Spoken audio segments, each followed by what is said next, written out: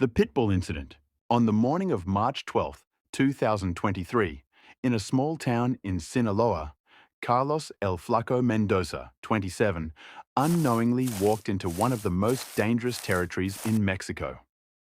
Streets ruled by the infamous Sinaloa Cartel were not forgiving to outsiders, and Carlos was about to learn that the hard way. Before Carlos could even react, masked members of the cartel ambushed him. They dragged him into the center of the street, tied his hands tightly to a wooden pole, and left no room for escape. His struggles were in vain. This was not a random attack, it was a message. Then came the bizarre and terrifying part. The cartel pulled out a tub of peanut butter and smeared it all over Carlos's body. Confused, he froze until two massive pit bulls were released. Their growls pierced the quiet night. Panic consumed him as he realized the true horror of the punishment. When the dogs were finally pulled back, Carlos was left broken, body battered, spirit crushed. The message was clear. He had dared to walk into territory that was not his own. In Sinaloa, crossing cartel boundaries comes at a price, and the streets themselves carry the memory of those who trespass. The Rifle Incident. 11 August 2021. Nuevo Laredo. A border town ruled by fear. And on this day, a 27-year-old man named Mateo Cruz walked into a street he should have avoided. Mateo wasn't a criminal, he was just visiting a friend. But the street he entered belonged to Los Zetas, one of the most territorial cartels in the region. As he walked, two cartel lookouts approached him. Calm at first, but suspicious. They asked some questions to Mateo. When Mateo couldn't explain why he was there, he was taken by force.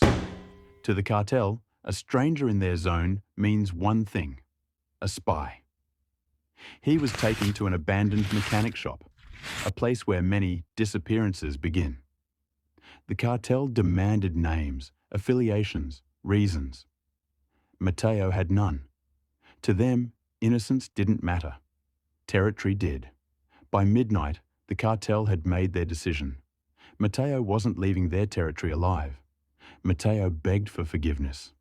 But in cartel territory, mercy is a myth, and fear is the only language they speak. The cartel boss placed the firearm in Mateo's mouth, and it penetrated the oral cavity, causing severe injury.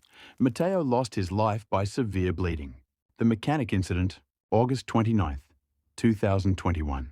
Logan City, Queensland. A cold Sunday night that should have been quiet. But it wasn't.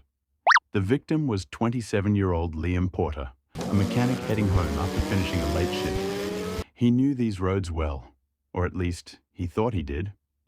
But the moment he turned the corner, something metallic glinted on the asphalt. Liam didn't notice it until it was too late. His front tire hit the row of steel spokes, designed to blow out a vehicle instantly. The bike buckled, swerved, and threw Liam to the ground. As he tried to stand, he felt eyes on him.